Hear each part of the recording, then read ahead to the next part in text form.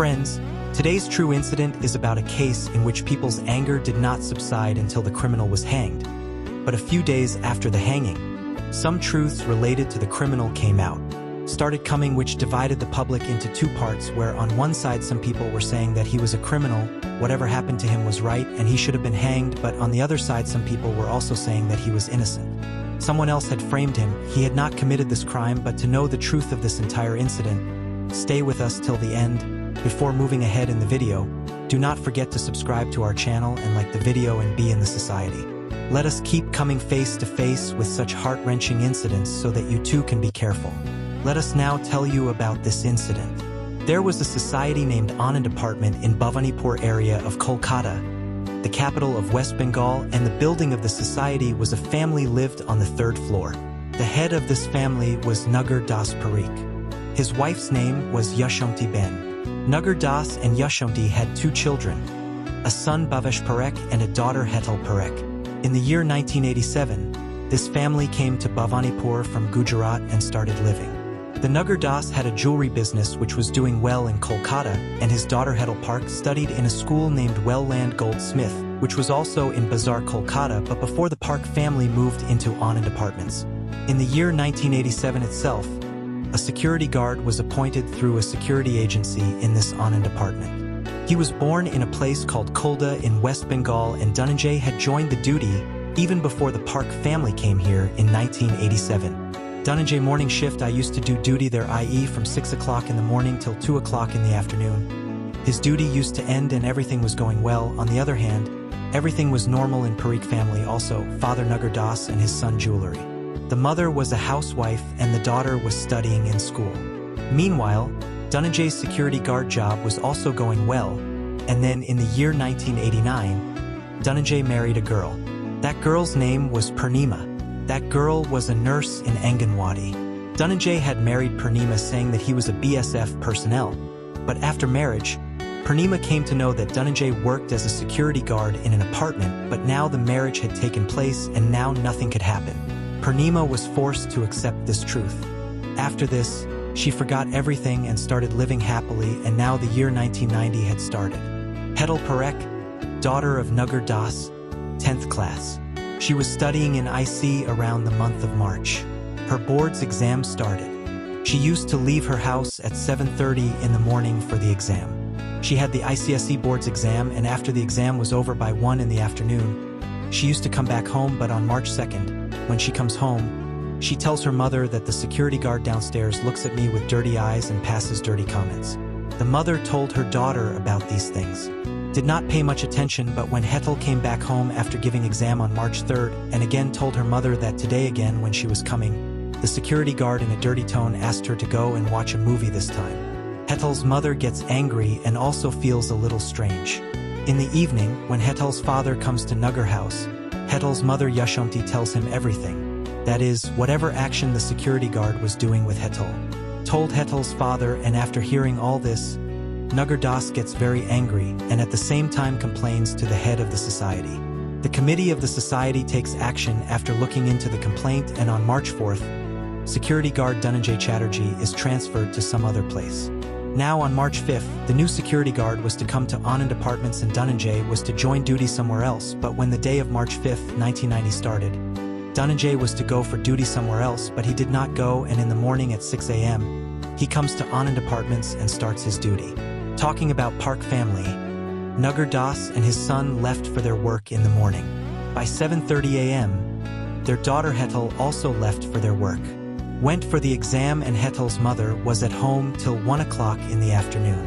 Hetal comes home after giving her exam. Till now everything was fine, but like every day at 5 o'clock in the evening, Hetal's mother i.e. Yashomti Ben goes to a nearby temple to worship.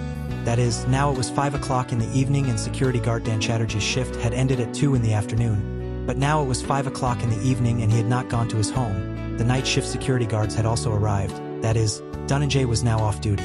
He took off his uniform in the security guard room and wore his home clothes. He was wearing a cream-colored shirt and pants, if exact. Talking about the timing, at 5:20 p.m., Hetal's mother had gone to Yashomti temple and Dhananjay also saw her going. But at 5:25 p.m., Dhananjay tells his fellow security guard that I am going to the third floor and will come back immediately. When the night shift guard asked the reason for going to the third floor, Dhananjay said that I have to talk to the owner of the security agency and tell him that I will soon join duty at the new place. After this, Dhananjay took the lift to the third floor. And Hetal Parekh's house was also on the third floor because this incident happened in the year 1990, and in those days not everyone had a telephone, but there was a telephone at Hetal Parekh's house. So at 5:25 p.m. Dhananjay went from the lift. He goes to the third floor, but the security agency for which he worked, his manager Anand comes to the apartment and asks the night shift guard whether the new guard had reported in the morning shift today. The night shift guard told that no sir, he did not come. Till now only Dhananjay is on duty. The manager asks him where Dhananjay is. The guard says that he has gone to the third floor to do some work. The manager will come in some time to call him. Then the guard comes out of the building and calls Dhananjay from below. Then Dhananjay shouts from a window on the third floor and says, "Okay, I am coming down," and Dhananjay comes down from the lift at 5:45 p.m. The manager calls him in he calls him close and places his hand on his shoulder while going out and says to him, "Manager asks Dhananjay that you had to report somewhere else, why didn't you go there?" Dhananjay says that due to some personal reasons I could not go there, but you.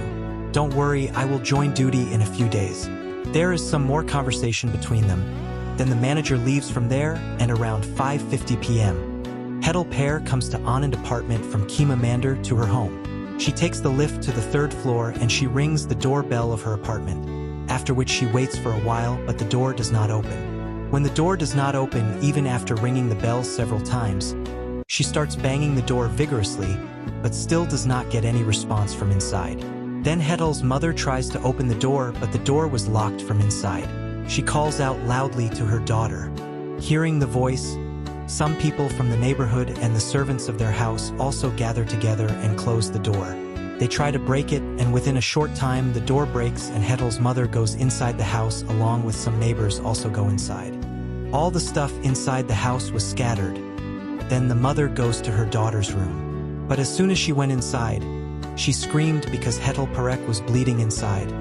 There were injury marks on her body, her clothes were torn. Hetal's mother immediately called her husband Nagar 10 through telephone and told him about Hetal. Nagar 10 and Hetal, Anand's brother, immediately comes to his house, and gradually this news spread throughout the building and people started coming and going to Hetal's house. At 9 o'clock in the night, the police were called, and the police come to Anand's apartment and the body is sent for post-mortem, after which the police starts investigating the house. During the investigation, a cream-colored button is found which seems to be from a shirt, and a neck chain is found. Seeing this chain, people working in the neighborhood, a servant claimed that this chain was his, and after coming here, he had fallen in the crowd. Apart from the button and chain, the police also found circumstantial evidence like blood samples, torn clothes, etc. Then on March 6th, the police started interrogating the people. Hetal's father says that his daughter was harassed by a security guard named Dhananjay, and I had also lodged a complaint against him in the society, after which he was transferred. On March 5th, he had to join duty at another place. But he did not go and he stayed here. I suspect that he would be behind this incident, and a police team starts searching for Dhananjay. He is seen around the building, but he is nowhere to be found, and when the mother was interrogated, Hetal's mother also told the same thing as told by her father. She also said that when I came back home from the temple yesterday evening, the lift man had told me that he had taken Dhananjay to my apartment. Hetal's mother also told that a watch was also missing from their house. Perhaps Dhananjay might have stolen that watch while leaving the house, but when the lift man is interrogated, he says that yesterday evening at 5:45 p.m., Dhananjay was seen not in Hetal's apartment but while coming down from the lift. Police asks what time he went up, and the lift man says that I did not see him while going up. At that time, I went to the washroom. The thing to note here is that Hetal's mother had told the police in her statement that the lift man had told her that he had seen Dhananjay going to their apartment, but here the lift man himself is telling the police that when Dhananjay came to the third floor, he went to the washroom, which means that Hetal's mother was lying. Now the police interrogates the night shift security guard. The guard told that at 5:25 p.m., Dhananjay went to the third floor. At the same time, the manager of our security agency came here, so I called Dhananjay from upstairs to come down. At that time, it was around 5:45 p.m. and Dhananjay came down immediately. Now the manager of the security guard was called to Anand apartment. He goes and is interrogated. Some more information is obtained from him about Dhananjay. He told that on March 5th, Dhananjay was supposed to join duty somewhere else, but he did not go because he had some personal reasons. There was a sacred thread of a child at his house. It was Sangskar's puja, and he had to go to his village on the night of March 5th. He had packed his bag in the morning itself and came to his duty with his bag. His plan was to change his clothes from here and go straight to his village. But there was still some time to go to the village, so he stayed in the building for a few hours. Then he went to a theater to watch a movie. After that, he left for his village. Here, the report of Hetal's post-mortem came, in which it was revealed that there were knife marks on Hetal's body. But first of all, Hetal had been strangled. The doctor also found marks of sexual intercourse. Apart from the knife marks, there were many other injuries too. You can also see in this image where there were knife marks. This incident took place on March 5th and on May 12th, i.e. after 2 months. The police arrested Dhananjay in his village and then searched his house.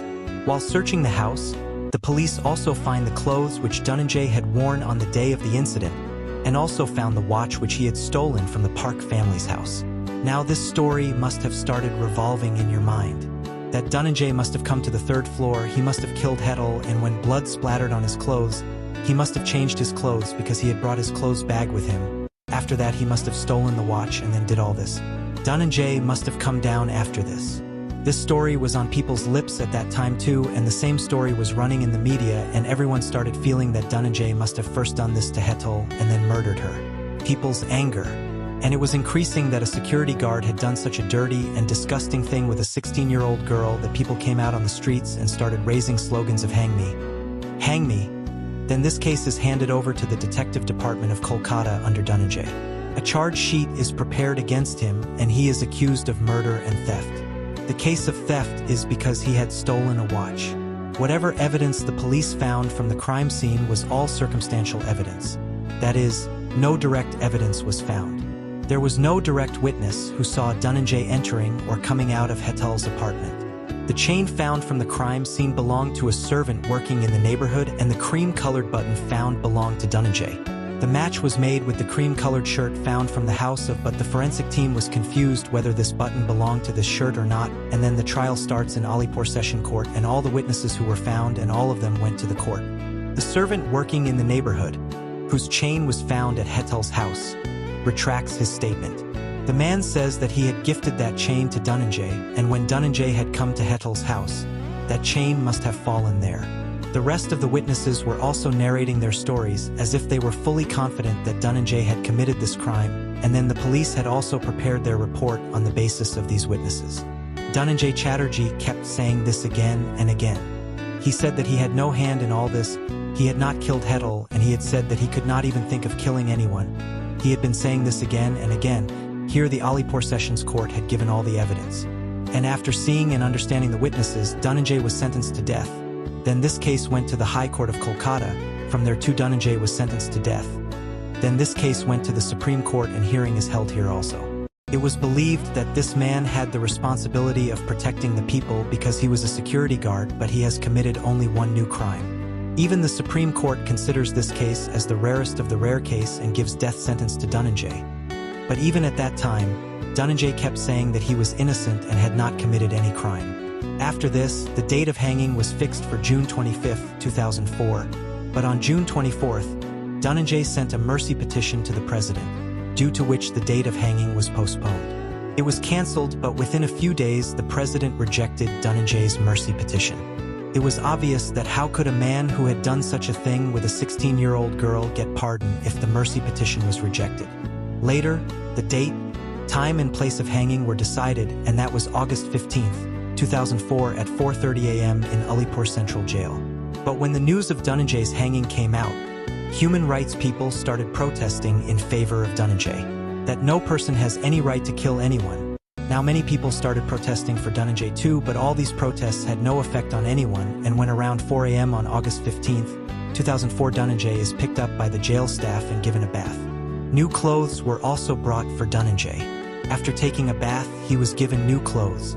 After that, the policemen take Dhananjay to the place of hanging, and while leaving, Dhananjay meets a policeman. He asks whether this investigation will continue even after my death, and whether the real murderer will be caught, but the policeman does not answer him anything. Now these people reach the hanging room with Dhananjay, and all the formalities are completed. The doctors there were also present, and then Dhananjay was handed over to Nada Malik Jala. Preparations had been made to hang Dhananjay. In his last moments, Dhananjay prays to God that his home and family all remain happy and healthy, and Dhananjay tells the people standing there. Dhananjay was also hanged to death in Alipur Central Jail at 4:30 p.m. Later, the doctors go to Dhananjay to see whether he is dead or alive. When the doctors confirmed that Dhananjay was dead, his body was taken out from the noose to collect Dhananjay's body. No one from his house had come for this because everyone thought that Dhananjay was a criminal, and then the jail authorities themselves performed the last rites of Dhananjay. Now this case was over, everyone should have calmed down, but this does not happen because everyone was looking at this case from the angle of the victim, but there were some people who thought why not look at this case from Dhananjay's angle also. Dhananjay had told in an interview that he had gone to the 3rd floor, but Hetal he did not go to Parekh's house. Rather, people would sometimes call him for maintenance. If anyone's item broke down, he would fix it or send it to the repairing shop. He also told this in the interview. It was said that he had never misbehaved with Hetal. In fact, he did not even talk to anyone there. He used to mind his own business. When someone called him for some work, then only he used to talk to them. But another story, which was noticed after a few years, and this was the story from Dhananjay's point of view. Till the time he was hanged, Dhananjay had been saying that he was innocent. He had never accepted his crime. The second story came to light many years later when 2 Indian scholars of State Institute of Kolkata analyzed this case and brought forward some new facts. Forensic experts said that there was no trace of blood on Dhananjay's clothes. Fingerprints could have been an important clue in this case, but the police could not find the incident spot. No traces of Dhananjay or any fingerprints were found on Hetal's body or on Hetal's body. There were 21 knife marks on Hetal's body, but that knife was also never presented in the court. And if we talk about the witnesses, then the first witness was the second was a guard who claimed that he had called Dhananjay on 5:45 p.m. and he had looked down from there. Another person was a liftman who initially agreed to this but later retracted his statement. He said that he had seen Dhananjay coming down at 5:45 p.m. but did not see him going up. The statements of both the witnesses were not matching with each other. The second guard was saying that when he called out to Dhananjay, he had looked down from the 3rd floor, whereas there was an iron grill on the floor. That is, there was a fence. That is, if someone peeked down from there, the person below could not see him. According to Hetal's mother and the security guard, Hetal's mother had left for the temple at 5:20 p.m., while the liftman had left for the temple. It was told that at that time the time was 4:10 p.m. and that according to the witnesses, Dhananjay went to the Hetal floor of the building at 5:25 p.m. and also came out at 5:45 minutes. That is, Dhananjay only had time to carry out this entire incident. It was 20 minutes, and in the meanwhile, when his name was called, he came out and looked down and also answered, and many questions were also raised about the watch recovered from Dhananjay's house because there were many other things in the apartment that day but only the watch. During investigation, the serial numbers of the stolen watch and the watch recovered from Dhananjay did not match, and according to forensic evidence, traces of semen were found in Hetal's undergarments, but no DNA test was conducted at the scene of the incident. The blood stains found did not match with Dhananjay's blood. The post-mortem report mentioned sexual intercourse, but there was no mention of rape or force. There was also a question as to whether Hetal had complained of being molested by Dhananjay. So why did Hetal let him enter inside? When Hetal's mother reached home, the door was locked from inside. How could Dhananjay go out and close the door from inside and Hetal was dead? How could he have locked the door? One thing was also known, that the guard who had testified against Dhananjay had himself complained against him to his supervisor. The conflict of interest issue was also ignored in the court. According to the official story, after Hetal's death, her mother took her to a doctor. When she was already dead, why was the police told about it 3 hours later? Why did Hetal's mother leave the city after the hearing, and at times she did not even come to the trial? And then soon Hetal's father also left the city. The copy of the complaint against Dhananjay was never presented in the court. The list of evidence presented in the court had the signature of a tea seller. Even after listening to all these arguments, some people supported Dhananjay's death sentence. You can agree with the punishment, which is not wrong. It is absolutely possible that the culprit in this case was Dhananjay, but it is important to understand one thing, and that is that justice is a man-made concept, i.e., if something is wrong, then it should be punished, but it is a lie. It is also a man-made concept, hence no one becomes guilty just because someone says it. Hence a law has been made to punish and provide justice, which if not followed carefully, can lead to freedom for a criminal and death to an innocent person. Since law is a human system, mistakes are inevitable because it is made by humans, it cannot be perfect, and understanding this, the policymakers took this into consideration in the law. Hence the basic idea of the law was that if the culprits are released by mistake, then it will happen again. This would also be acceptable, but it is absolutely unacceptable for an innocent person to be punished by mistake, and in the case of capital punishment, this principle becomes even more important because in normal punishment, if a person commits a mistake, a person may get acquittal or compensation, but in capital punishment, this principle not possible because then you cannot return it. That is why while giving death sentence, it is very important to pay attention that the case should be rarest of the rare, and it is also important to decide that the case should be beyond any reasonable doubt and any logic. The question should not remain that the person who has been accused and whose guilt has to be proved must have done this. The logic should follow. Rest, you can decide for yourself whether Dhananjay's case was beyond any doubt or not. The purpose of narrating the incident is not to hurt anyone, not to trouble anyone, but to make you aware. Friends, what is your opinion about this entire incident? Please do tell in the comment box, and if you liked our hard work, then please like this post, like the video, and also share it. If you have not subscribed the channel yet, then subscribe our channel. Thank you.